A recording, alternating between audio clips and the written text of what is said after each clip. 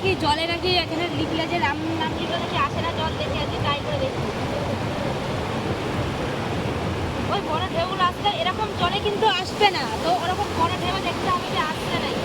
দেখো বড় নাম, রামের তো নাম লেখা আছে, দেখো দেখো ছোট ছোট ঢেউগুলো কিন্তু আসছে না, এবার বড়গুলো তো দেখতে হবে না। ছোটগুলো তো সবাই দেখাচ্ছে, আমি বড়টাই দেখি এরকম নাম লিখলে আসছে নাকি, তোমার পুরো জলে ডুবে যাচ্ছে নাকি।